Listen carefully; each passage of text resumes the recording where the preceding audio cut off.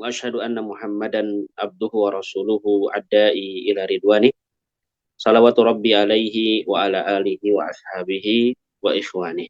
Alhamdulillah, segala puji bagi Allah Jalla wa'ala, kita dapat kembali berjumpa untuk mengkaji kitab Qawaid Muhimmah li Fahmi Sunnah, karya ulama kelahiran atau ulama keturunan Indonesia, Syekh Dr. Anis Tahir. Di pertemuan sebelumnya kita sudah menuntaskan pembahasan kaidah yang pertama. Nah, pada kali ini kita akan masuk pada kaidah yang kedua. Langsung saja. Atau ada teman-teman yang mau mencoba baca untuk melatih bacaannya. Jika ada yang mau, diperkenankan. Saya ambil waktu. Ada yang mau baca nggak? Kira-kira. Boleh, Ustaz? Monggo, silakan. Nah. Bismillahirrahmanirrahim. Qala al-muallifu ad-dhabitu tsani jam'u ahaditsil mawdu'i al-wahidi wal babul wahidu fi makanin wahidin. Iya. Judulnya adalah menggabungkan ya hadis-hadis yang dalam satu tema pembahasan atau satu pembahasan di satu tempat. Jadi satu bab atau satu tema pembahasan itu dikumpulkan dalam satu tempat. Artinya tidak mungkin kita akan bisa memahami sebuah hadis kalau kita itu tidak mengumpulkan berbagai jalur hadis sanad tersebut untuk bisa kita pahami maknanya. Sebagian orang itu memang menggunakan hadis sahih, namun karena tidak mengumpulkan hadis tersebut, artinya tidak mencari satu hadis tersebut itu dengan teman-temannya yang satu tema, satu pembahasan yang sama, sehingga salah di dalam memahami makna hadis tersebut. Jadi ini penting. Kaidah yang kedua adalah kita perlu untuk membahas terkait dengan satu tema pembahasan dengan berbagai jalur sanadnya, hadisnya. Misalnya kita bicara tentang sholat, begitu ya. Sholat itu banyak sekali hadisnya. Contoh misalnya sholat tentang bersedekah. Nah ini ketika bersedekah itu hadisnya dikumpulkan. Hadis Nabi ada yang berbicara tentang tangan kanan itu memegang tangan kiri, begitu, di mana posisinya, apakah ada yang menyebutkan di atas ini, kemudian di lengan, kemudian agak maju. Lalu apakah di di atas dada atau di bawah pusar? Nah, itu ternyata ada beberapa hadis yang membicarakan tentang masalah tersebut. Sehingga semakin jelas kedudukan dari hadis tersebut seperti apa, lalu kita paham poinnya seperti yang disebutkan. Ya, seingat saya, Syekh di bukunya terakhir terkaitan dengan buku ini, beliau memisahkan dua bit yang kedua ini menjadi dua bit begitu. Jam'u ahadis al-maudi al-wahid dalam satu tempat, kemudian beliau juga memberikan contoh berkaitan dengan hadis dalam satu bab itu dalam satu tempat. Sehingga nanti saya akan tunjukkan sisi perbedaan antara satu tempat dengan satu tema itu seperti apa. Kalau misalnya satu bab, ini bab misalnya, bab terkait dengan bagaimana ada masuk ke kamar mandi misalnya. Itu dikumpulkan beberapa hadis yang berkenaan dengan tata cara Nabi Shallallahu Alaihi Wasallam masuk ke kamar mandi. Disebutkan dalam hadis Nabi Shallallahu Alaihi Wasallam ketika hendak masuk kamar mandi menggunakan kaki kiri, gitu. Keluar pakai kaki kanan. Lalu menyebutkan, ada hadis lagi yang menyebutkan Nabi Shallallahu Alaihi Wasallam membaca doa, lama ini a'udzubika minal khubuthi wal khaba'ith, ketika keluar membaca gufronaka. Nah, ini dalam satu bab, sehingga semakin jelas, oh inilah adab tentang masuk ke dalam kamar mandi atau WC. Nah, itu maksud penjelasan berkaitan dengan kaidah yang kedua ini. Lanjutkan bacanya. Qala al-mu'allif qala Yahya bin Ma'in law lam nuktabil hadis Maktub. walau lam naktubal haditha min salasina wajhan ma aqalnahu. Iya. Kata Ibnu Ma'in, sahabat dari Imam Ahmad bin Hanbal, kalau sekiranya kita tidak menuliskan hadis dari 30 sisi, dari 30 jalur sanad, gitu, ma'aqalnahu, kita tidak akan pernah memahami hadis tersebut. Nah, ini adalah ungkapan dari seorang imam besar, di mana beliau memberikan penjelasan, kita itu nggak akan pernah paham hadis yang dimaksudkan itu apa maksudnya sampai kita membaca 30 jalur sanad tersebut. Karena nantinya dalam setiap jalur sanad tersebut itu ada beberapa faedah. Ada ima penambahan, ya, ima penjelasan. Sehingga yang ini yang dimaksudkan oleh para ulama, hadis itu yang menafsirkan satu sama lain. Hadis itu menafsirkan sebagian pada sebagian yang lain. Jadi kita tidak akan pernah mampu untuk memahami sebuah hadis kalau kita tidak mengumpulkan jalan-jalannya. Ini wajhan di situ maksudnya adalah sanad-sanadnya. Ya kita nggak akan pernah paham karena sebagian hadis itu menafsirkan sebagian yang lainnya. Jadi menjadi satu keharusan bagi kita untuk bisa memahami sebuah hadis itu dengan pemahaman yang benar tentunya. Itu dengan mengumpulkan hadis-hadis dalam satu pembahasan tadi seperti yang kita contohkan, ya. Sehingga hadis-hadis yang memiliki banyak penafsiran itu bisa dikembalikan kepada yang jelas, yang muhkam istilahnya. Kalau ada hadis yang mutlak, itu perlu dibawa kepada yang muqayyad. Yang maknanya am, umum, ini perlu ditafsirkan ya dengan sesuatu yang khusus misalnya.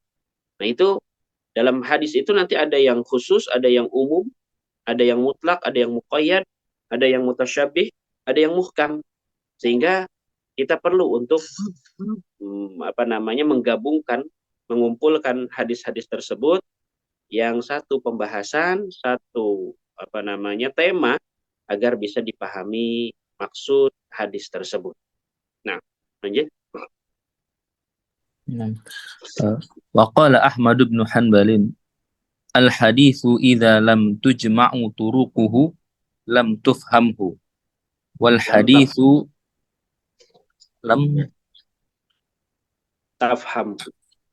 lam tafham wal haditsu yufassiru ba'dahu ba'dan. Iya, ini perkataan Imam Ahmad bin Hanbal. Al-hadis idza lam tajma' turuquhu, ya. Sebuah hadis apabila belum terkumpul semua jalur sanadnya, lam tafhamhu, engkau tidak akan memahami hadis tersebut. Kenapa al-hadis yufassiru ba'duhu ba'da? Karena hadis itu akan menafsirkan satu sama lain. Ya. Tidak ada hadis yang umum. Ternyata ada hadis khusus. Sehingga yang umum ini dibawa kepada yang khusus. Ada hadis yang mutlak. Ya, ternyata hadis tersebut itu ada yang muqayyad. Sehingga yang mutlak ini perlu dibawa kepada yang muqayyad. Ya, ada hadis masih multitafsir, ambigu. Ya, maka perlu untuk dibawa kepada yang muhkam. Nah, ini maksud ucapan Imam Ahmad bin Hanbal, hadis itu satu sama lain menafsirkan begitu. Sehingga hadis itu apabila belum terkumpul seluruh jalur sanadnya, tidak akan kau pahami. Nah, makanya kalau kita belajar di jodoh itu, ya, sebenarnya kalau satu hadis kita hafalkan, itu belum cukup. Belum cukup untuk memberikan pembahasan secara mendetail. Misalnya kita bahas tentang obat. Ini hadis tentang qabd.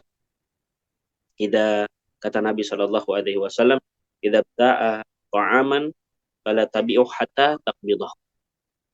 Apabila engkau membeli makanan, jangan engkau jual kembali sampai engkau memindahkannya atau engkau menerimanya. Nah, sehingga hadis-hadis tersebut itu perlu untuk dicarikan padanannya, yang satu tema tentang pembahasan tentang qabd. Misal tentang wakaf. Ini satu bab. Hadis-hadis tentang wakaf itu apa? Hadis-hadis tentang qard. Hadis-hadis tentang tadi toharoh, tentang haid. Nah, itu perlu untuk dikumpulkan semua hadis-hadis tersebut. Nah, jadi ada satu tema, ada satu bab, begitu. Tapi ini digabungkan oleh penulis, di mana di buku revisinya, tapi PDF-nya tidak ada yang revisi setahu kami, itu ada di buku cetak, beliau pisahkan nantinya. Sehingga kalau di buku ini itu ada 8 kaidah, di buku terbaru beliau ini yang sudah direvisi menjadi 13 kaidah. Karena poin yang ini itu beliau pisah nanti. Begitu. Dalam satu tema, dalam satu bab. Kalau satu tema, artinya tema tertentu. Ya, misalnya tadi tentang masalah meletakkan tangan ketika sholat itu, ini satu tema. Di mana? Kalau satu bab, tadi bab tentang pembahasan ya masuk ke kamar mandi. Itu perlu untuk dikumpulkan agar semakin jelas maksud hadis yang kita baca. Nah, lanjut. Wa qala Ibrahim bin Sa'id al-Jauhari, al-haditsu idza lam yakun 'indi min mi'ati wajhin a'uddu fihi nafsi yatiman. Iya. Kata Ibrahim bin Sa'id al-Jauhari, hadis apabila hadis tersebut itu tidak ada di sisiku sampai 100 jalur sanad, maka aku menganggap diriku ini anak yatim. Maksudnya kasihan sekali diriku. Gitu. Jadi aku menilai ya, kalau hadis itu hanya baru terkumpul 30 hadis, hadis tersebut itu hanya terkumpul 40 hadis, Masya Allah. Beliau katakan apa? Kasihan banget aku kayak anak yatim yang masih belum lengkap keluarganya. Jadi belum lengkap kita memahami sebuah hadis sampai kata beliau harus terpenuhi 100 sisi jalur sanad hadis tersebut. Gitu. Ya. Sehingga kita itu kalau menemukan sebuah hadis, itu jangan cepat-cepat kita memahami sesuai dengan apa yang ada dalam hadis tersebut sampai kita kumpulkan. Ya, masalah haid misalnya. Nah, ini pembahasan begitu, ini macam-macam hadisnya sebenarnya, cuma karena kita baca satu hadis saja sehingga kita salah pemahaman terkait apa yang dimaksudkan oleh Nabi Shallallahu Alaihi Wasallam. Begitu ya. Lanjut.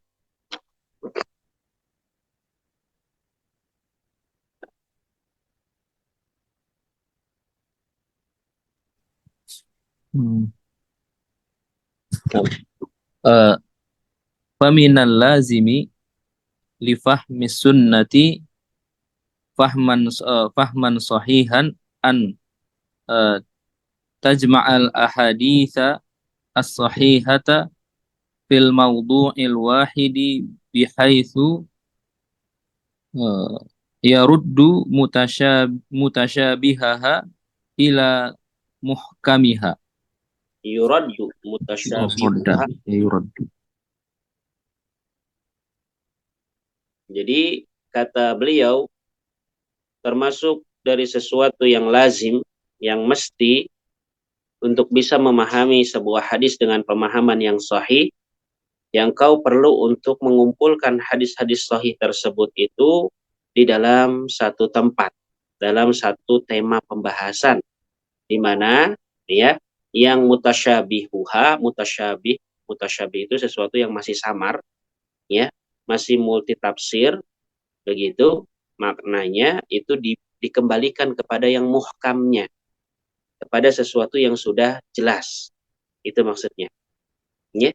Jadi kita nggak akan bisa memahami sebuah hadis dengan pemahaman yang benar, sampai kita itu mengumpulkan seluruh hadis sahih di dalam satu tema pembahasan di mana yang masih multitafsir itu dibawa kepada yang benar-benar muhkam, benar-benar lafadznya, lafadz hadisnya jelas tidak mengandung tafsiran lain. Begitu. Lanjut. Wa yahmilu Wa yuhmalu. wa yuhmalu wa yuhmalu mutlaquha ala muqayyadiha wa yufassiru 'ammuhu bi khassiha bidzalika yattadihul ma'na al-murada minha wala yadribu ba'duha ba'dha Bi ba'din. bi ba'din bi ba'din wa idza kana minal muqarrari anna sunnata tafsirul Qur'anil karimi wa Tufassirul Qur'an al-karimah. Tufassirul Qur'anil karima wa tabayyanahu bi ma'na annaha tufassilu mujmalihi wa tufassiru Jadi mubham tufassilu mujmalahu. tufassilu mujmalahu wa tufassiru mubhamahu wa takhassasa umumahu Wa tufassisu. wa tukhassisu umumahu wa taqayya Wa tuqayyidu. wa tuqayyidu itlaquhu. Ya, baik. Jadi yuhmal mutlaquha ala muqayyadiha. Jadi yang mutlak itu dibawa kepada yang muqayyadnya. Mutlak itu hadis mutlak itu hadis yang masih dalam keumuman dia secara mutlak. Belum ada penjelasan rincinya. Gitu. Ya. Masih bersifat mutlak, masih bersifat global, itu dibawa kepada sesuatu yang sudah ada pensyarahannya, penjelasannya. Atau sesuatu yang masih bersifat umum, begitu, ditafsirkan pada sesuatu yang bersifat sudah terperinci khusus. Begitu. Sehingga kalau menemukan sebuah hadis, ternyata hadis ini mutlak, masih bersifat global. Nah, karena kita terburu-buru di dalam memahami sebuah hadis, akhirnya salah. Padahal ada hadis yang memberikan penjelasan kalau itu adalah ada muqayyadnya. Bahwa sifat hadisnya masih tapi kita buru-buru, sehingga kita tidak memahami ternyata ada hadis khususnya. Begitu. Ya, nanti beliau akan berikan contoh insyaallah ta'ala. Wabidzalika yattadihul makna al-muradu minha. Dengan itu semua, yattadihul makna al-muradu minha. Akan semakin jelas makna yang dimaksudkan dari hadis tersebut, sehingga hadis tersebut itu tidak dibenturkan dengan yang lainnya. Tidak saling bertentangan. Fa idza kana minal muqarrari, apabila di antara sesuatu yang sudah diikrarkan, sesuatu yang sudah jelas bahwasannya sunnah itu menafsirkan Al-Quran yang mulia. Ini di pembahasan yang pertama. Kita sudah bahas, sudah kita tetapkan di dalam penetapan tersebut bahwasannya sunnah itu menafsirkan Al-Quran, dan memberikan penjelasan Al-Quran. Di makna annahu tufassilu mujmalah, di mana maknanya sudah kita jelaskan di kaidah yang pertama bahwasannya sunnah itu akan memperinci yang mujmal dalam Al-Quran. Sunnah itu akan tufassiru mubham, akan menafsirkan ayat-ayat yang masih bersifat samar, mubham, belum jelas banget maknanya. Dan sunnah itu mentaksis apa yang menjadi keumuman yang ada dalam Al-Quran, tukhassisu umumah wa tuqayyidu itlaqahu. Di mana sunnah itu memberikan qaid, memberikan batasan pada sesuatu yang masih bersifat global dalam Al-Quran. Maka kata beliau, fa'aula, thumma aula. Maka ya sudah pasti lebih otomatis ayyura'i dzalika fi sunnah. Ya, tentu sudah lebih utama lagi, sudah otomatis lebih pasti lagi, ya, hal tersebut itu ya bisa dilakukan atau dipraktekkan dalam sunnah, ya, ba'diha ma'a ba'din, ya, antara sunnah yang satu pada sunnah yang lainnya. Ya, Al-Quran kan lebih tinggi dari sunnah. Kalau sekiranya sunnah itu saja menafsirkan Al-Quran, memberikan penjelasan, memberikan perincian, memberikan tafsir, memberikan takhsis, memberikan takyid, ya tentu ya antara sunnah dengan sunnah yang lainnya sudah otomatis ya secara ini sejajar. Pastinya sunnah dengan yang sunnah yang lainnya akan menafsirkan, mentakhsis, mentakyid, mentafsil itu sudah menjadi lebih utama. Tentu lebih berhak lagi dalam hal ini sunnah untuk menafsirkan sunnah yang lainnya. Sehingga tadi kaidah yang kedua ini sekali lagi maknanya adalah kita tidak bisa memahami satu hadis sampai kita cari hadis-hadis yang lainnya untuk kita kumpulkan untuk kita semakin jelas makna hadis ini itu ditafsirkan dengan hadis yang lain. Makna hadis ini itu diberikan batasan, ada pembatasannya di hadis yang lain. Lanjut. Idza lam yahsul. Nah, lanjut. Fa-idza lam yahsul jam'u turukil haditsil wahidi lil mawdu'il wahidi fi makanin wahidin fa innahu qad yaqa'u inhirafun fi fahmi dzalikal mawdu'i yakhrujuhu dzalikal inhirafu 'anil jaddati as-shawabi. Iya, apabila ya tidak terhasilkan pengumpulan jalur-jalur sanad hadis ya dalam tema yang sama di satu tempat yang sama, apabila itu tidak terhasilkan ya artinya tidak terkumpul begitu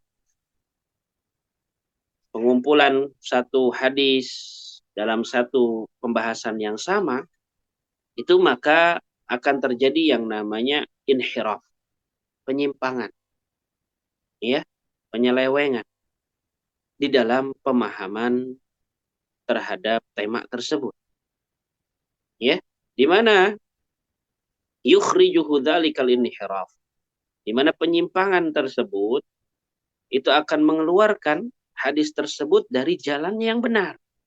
Begitu. Sehingga salah paham ketika memahami tentang hadis-hadis yang dimaksudkan yang ingin dipelajari. Lanjut.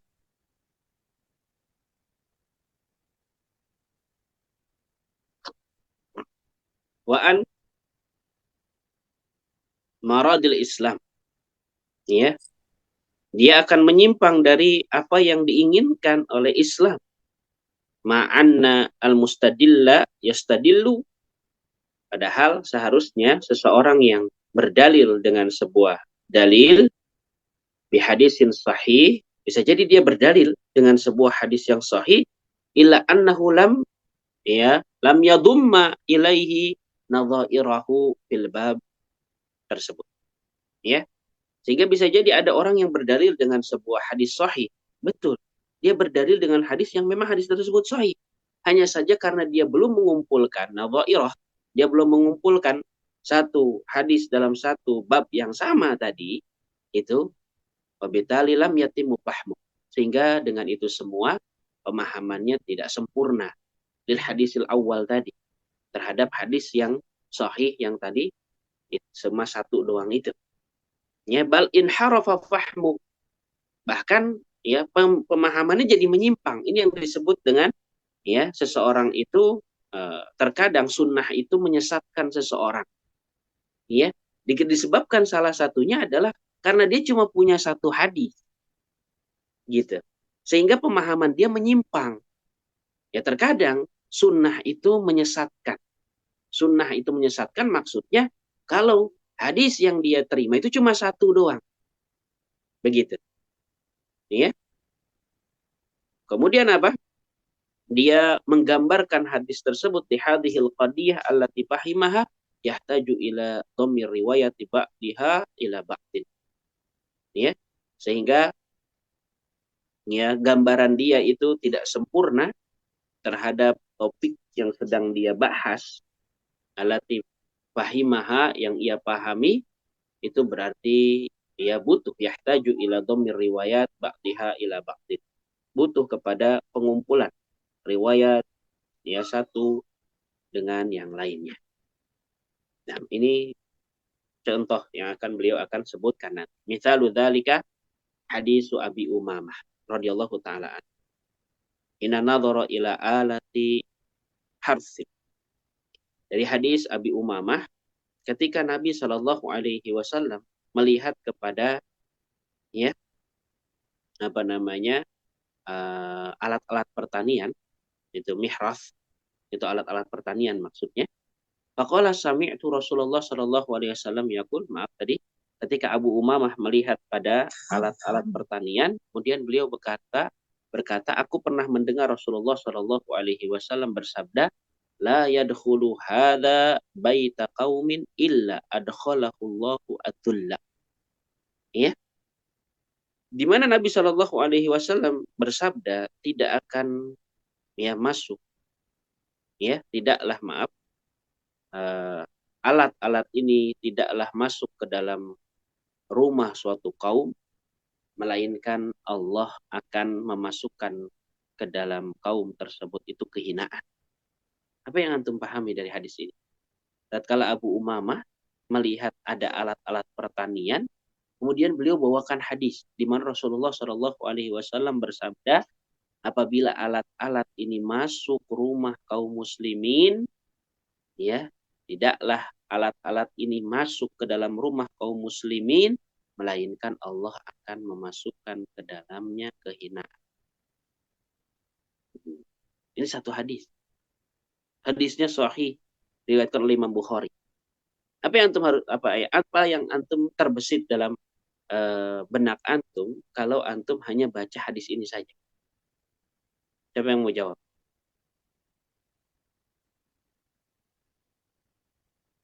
Boleh gak berarti nyimpan alat-alat pertanian?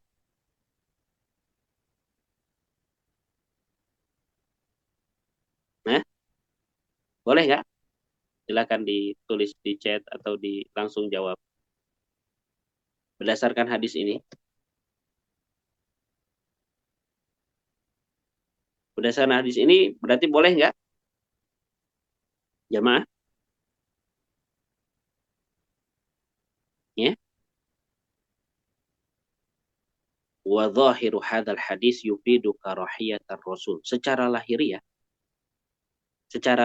hadis ini memberikan faedah bahwasanya Rasulullah Shallallahu alaihi wasallam membenci alat-alat pertanian, alat-alat untuk apa namanya bertani, ziraah, untuk berladang, harf, ya. Di mana Nabi menyebutkan tadi kalau sekiranya alat-alat ini masuk ke dalam rumah suatu kaum, maka Allah akan masukkan kepada kaum tersebut itu kehinaan.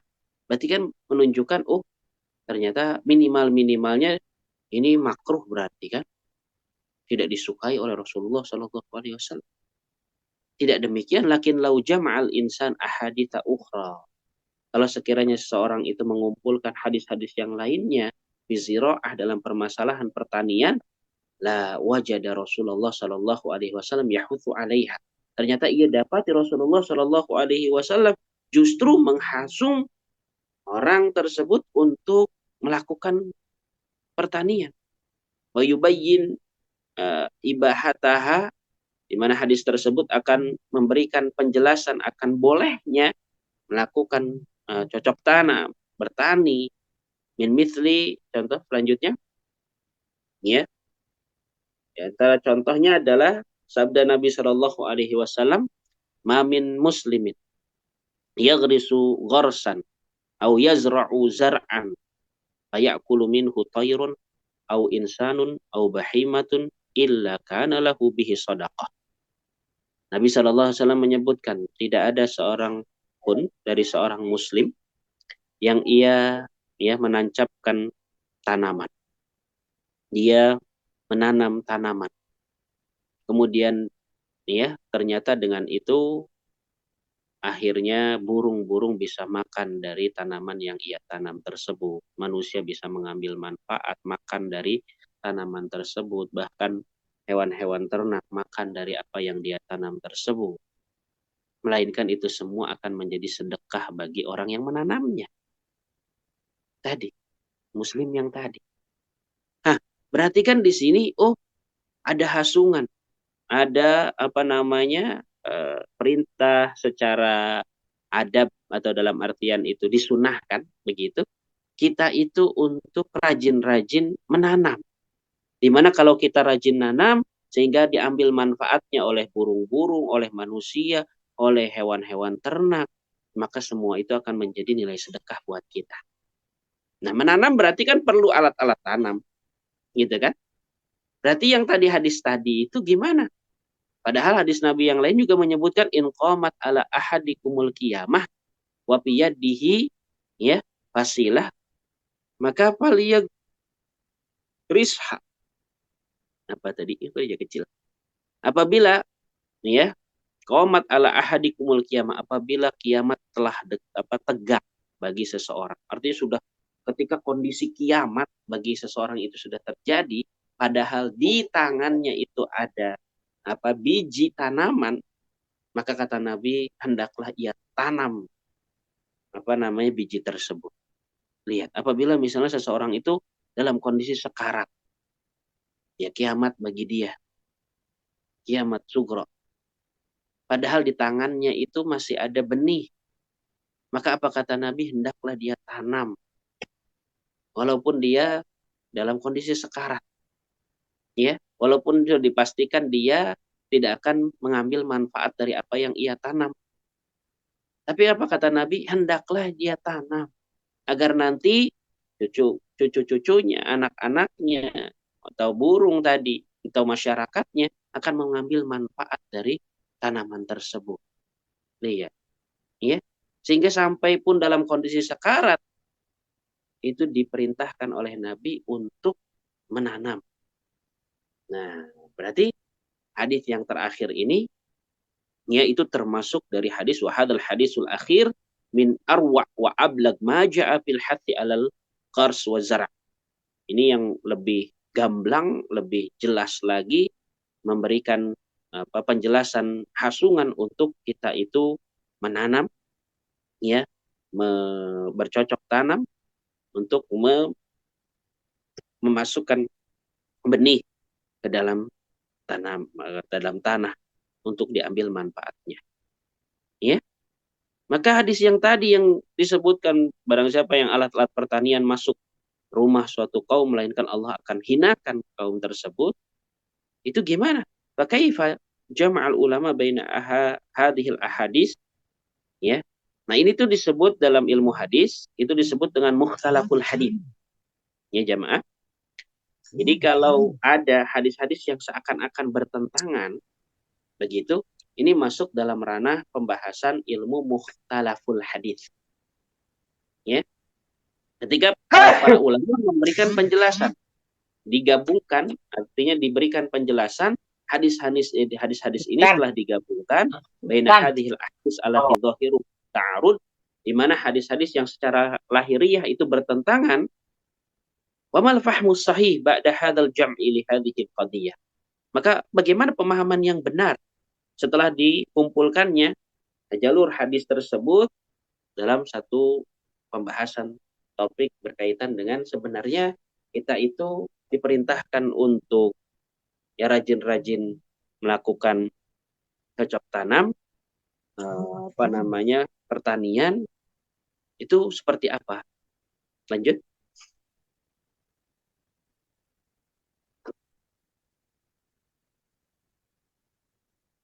Maka min fiqhil Bukhari annahu bawwaba ala hadisin nahyi aniz zar'i faqala bab ma yuhadziru min awaqib al-ishtighal bi alati zar'i wa mujawazatil haddi alladhi amara bih atau alladhi umira bih.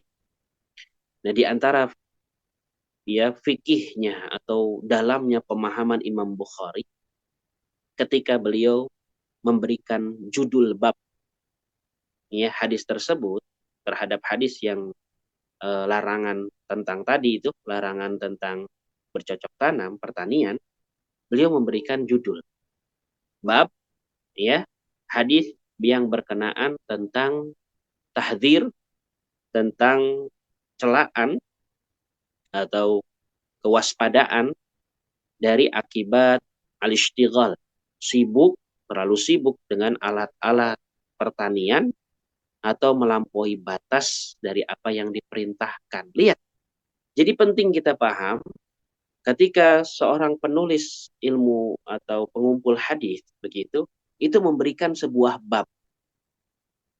Ya, seperti Imam Bukhari.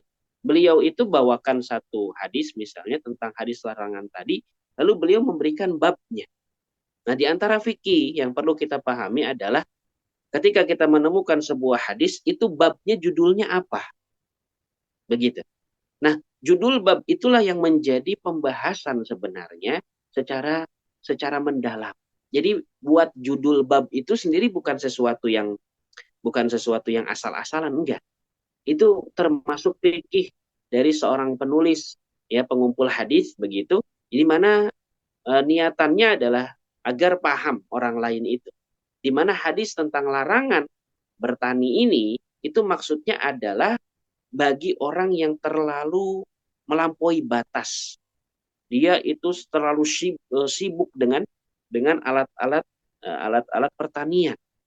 Jadi dia melampaui batas ya dari apa yang seharusnya diperintahkan begitu. Jadi perkaranya memang diperintahkan untuk kita itu rajin-rajin nanam bogreen gitu ya, rajin-rajin untuk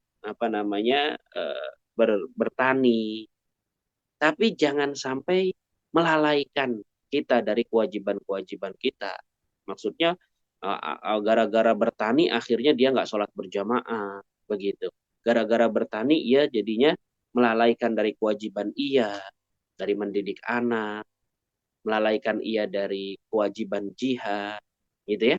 Dimana nanti kan disebutkan dalam sebuah hadis, ya, idza tabayatum bil ainah itu apabila kalian sudah ya bertransaksi dengan cara rekayasa riba, gitu ya. Kemudian kalian sudah sering banget ngurusin tentang ekor-ekor sapi, ya. Kalian itu sibuk dengan perkara urusan pertanian kalian sehingga meninggalkan jihad, ya, maka akan Allah turunkan kepada dia sebuah bentuk kehinaan. Nanti itu akan dibahas. Sehingga ini yang kita harus pahami, ya ternyata ada sebuah hadis tentang larangan, ya, yang menunjukkan maknanya itu adalah terlarang atau dibenci kalau ada seseorang yang memiliki alat pertanian. Begitu. Jadi untuk yang dimaksud larangan tersebut itu bagi mereka yang melampaui batas dari sesuatu yang seharusnya. Begitu. Ya. Nah, dari mana kita bisa mengumpulkan pemahaman tersebut? Tentu dari para ulama yang memberikan penjelasan, di mana para ulama itu ya ketika mengumpulkan hadis seperti Imam Bukhari misalnya. Itu Imam Bukhari hadisnya 7.000-an. Itu bukan berarti Imam Bukhari cuma punya hafalan 7.000 hadis saja, enggak. Imam Bukhari itu punya hafalan 100.000 hadis, ya. Tapi karena memang buku itu ditulis untuk kaum muslimin agar bisa memanfaatkannya di buku dengan dibahas dengan ringkas seperti misalnya hadis arba'in, begitu ya. Kitab Bulughul Maram, itu bukan berarti hadis itu cuma segitu doang. Gitu. Cuma masalahnya ya ketika dibahas tentang Sahih Bukhari misalnya kitab Sunan-Sunan. Nah, itu banyak kaum muslimin yang semangatnya lemah, semangatnya kurang sehingga dibuat intisari, dibuat ringkasan. Nah ini tapi jangan sampai karena kita baru baca satu dua hadis saja kemudian kita ya tidak membaca syarah dari para ulama yang mereka itu para hafid, orang-orang yang hafal ratusan ribu hadis sehingga semakin jelas maksud hadis tersebut itu apa. Ya jadi jangan sepotong-potong belajar hadis itu sebenarnya. Begitu. Sehingga perlu kita baca syarahnya agar kita paham hadis ini tuh maksudnya apa. Dari penjelasan para ulama yang memiliki hafalan yang banyak yang telah mengumpulkan dalam satu tema yang sama dari hadis tersebut itu atau lafaz-lafaz yang mirip dari hadis tersebut untuk bisa dipahami maknanya. Sehingga termasuk dalam hal mempelajari hadis adalah kita memahami tentang syarah dari para ulama terhadap hadis tersebut. Sehingga jangan sampai salah paham dalam memahami hadis. Demikian mungkin yang bisa kami bahas.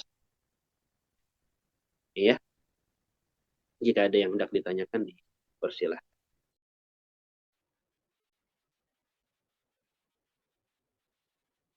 Tidak ada ya? Baik, kita cukupkan terlebih dahulu pembahasan kita pada kesempatan pagi hari ini. Semoga bermanfaat. Ya, insya Allah akan kita lanjutkan kembali pertemuan ini di pekan depan insya Allah taala.